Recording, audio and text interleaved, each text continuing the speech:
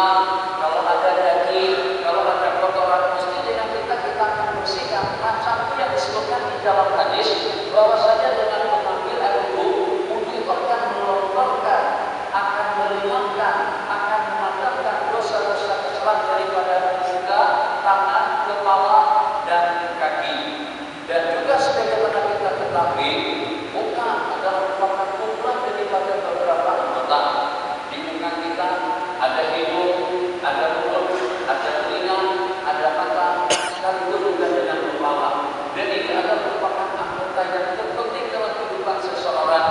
Dengan mata yang melihat, dengan telinga yang mendengar, kalau hidup kita tutup, kita tidak akan boleh bernafas. Jadi kita tidak akan hidup. Kalau dengan mata kita tidak melihat aktiviti kita, kegiatan kita, itu dengan SMS yang ditulis, itu dengan Facebook, itu juga dengan kegiatan-kegiatan yang seumpamanya kita akan boleh kita laksanakan. Itu peranan daripada mata melihat. Macam juga dengan peranan daripada telinga mendengar. Bismillahirrahmanirrahim.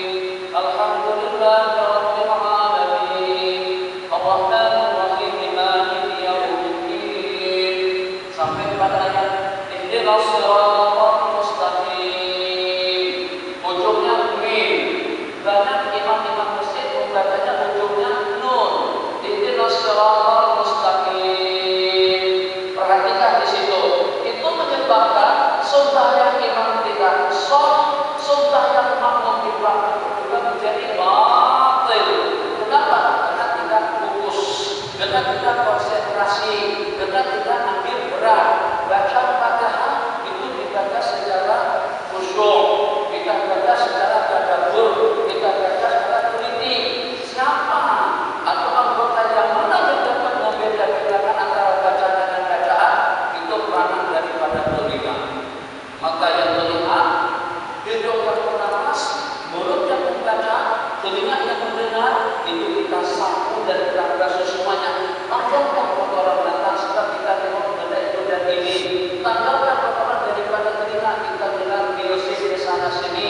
Tanggalkan kotoran daripada hidung, sebab dengan kita tercium udara-udara maksiat. Di sana dengan hawanya, di situ dengan berpergiannya, di sana dengan minumannya, di situ dengan perbuatan mungkar, di situ dengan kezaliman dan kedekatan. Begitulah dengan maksiat-maksiat lainnya. Terhirup udara kotor seperti itu, seperti dengan kita tidak menghirup udara kotor yang terimbas dengan kuman-kuman penyakit. Jadi kalau ada pikir ya, kalau ada kuman-kuman penyakit akan mengganggu kesehatannya, maka macam pun juga perubahan hidup. Ketika kita istinsya pada masa kita dulu, kita berpindah pada selanjutnya. Bukan disapu secara rata, jangan sampai air lewat macam itu saja, dibasuh dari atas usap sampai merata daripada lutut sampai ke dagu, dan juga daripada telinga sampai ke telinga. Kalau boleh lebih daripada di atas ukuran muka, sebab itu disebut dengan ghurrah. Jadi kita bersabda menjawab pertanyaan macam mana nanti dengan kita boleh membeda-bedakan antara umat kita dengan yang lain. Sejumlah sekian umat pasangan yang terdahulu ada dalam berapa ribu, banyak, bukan ribu, ada dalam berapa triliun manusia yang dikumpulkan pada hari mahsyar. Mencoba Nabi kita dapat membeda-bedakan antara umat dengan umat yang lain.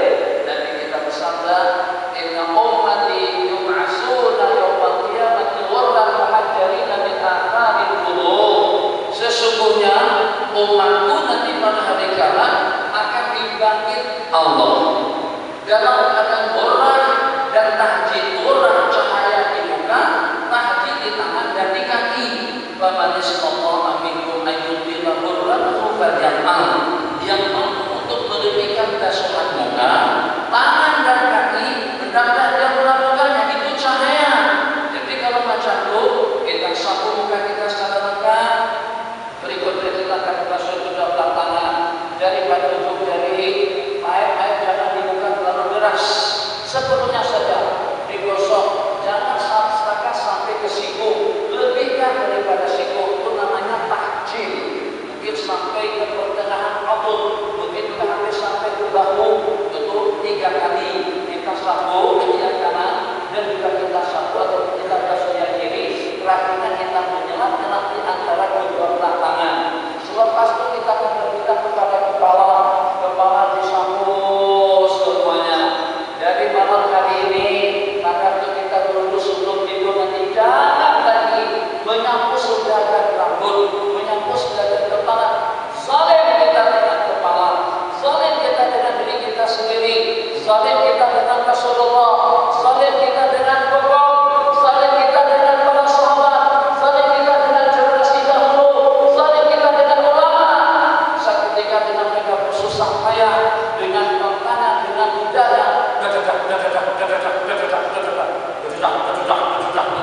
Kalau kita dengan motor senang saja. Nah, dengan kereta, mereka dengan motor berbingung-bingung untuk mempelajari hadis-hadis Rasul. Setelah hadis sampai kepada kita, tidak kita amalkan. Tuh, berarti kita tidak mengenang jasa kebaikan daripada orang-orang dahulu. Itu dengan mereka ketika pergi ke sana kemari tidak ada kepentingan apa-apa dengan kita. Hanya semata-mata agar ibadah kita menjadi sempurna. Hanya semata-mata agar kita mendapatkan ganjaran pahala yang berlipat ganda. Agar dengan kita mendapatkan kedudukan yang tinggi di sisi Allah Subhanahu wa taala. Ingat, sapu kepala semuanya. Andai sapu kepala semuanya. Nabi kita kadang-kadang kalau Nabi kita taat agama surga, Nabi kita sapu pun selebihnya Nabi kita sapu atas sorban. Itu karena pentingnya menyapu keseluruhan kepala. Oke, jelas semua kepala. Kalau saja kita pakai, maka dengan kita sapu sekali ke belakang, kedua kalinya ke muka. Tapi kalau Nabi kita pendek, cukup dengan sapu sekali saja. Tapi semuanya sejutaan di kepala kita Nabi kita tebal. Sebanyak itu pahala yang kita dapatkan. Untung banyak. Jangan takat yang macam itu saja. Muslimah kasus sedikit, cahayanya sampai sedikit di depan saja. Yang sini gelap, sini tak ada cahaya, sini tak ada cahaya. Yang sini saja ada cahayanya. Kenapa? Karena kita kedekut dengan diri kita sendiri. Kalau tak kedekut juga kedekut dengan orang lain. Tapi jangan kedekut dengan diri pribadi. Jangan kedekut dengan sembahyang. Jangan kedekut dengan ibadah. Jangan kedekut dengan masa depan. Sebab itu adalah untuk kepentingan dan juga untuk diri pribadi kita masing-masing. Satu, seluruh kepala selesai. Kemudian dengan telinga luar dalam. Basuh tangan, sapu kaki, ikut jari untuk yang di luar, jari telunjuk untuk ngorek-ngorek kona-kona jalan kering ada di dalam. Oh, banyak kona-konanya semuanya sampai tersentuh dengan kedua belah jari kita, ikut jari dengan jari telunjuk kita mainkan.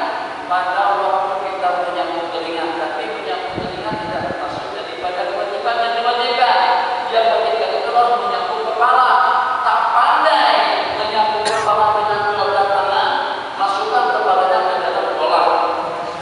Nyalakan macam itu. Itu insya Allah pasti dan pasti semuanya akan basah, akan tersentuh dengan air wudhu. Selesai.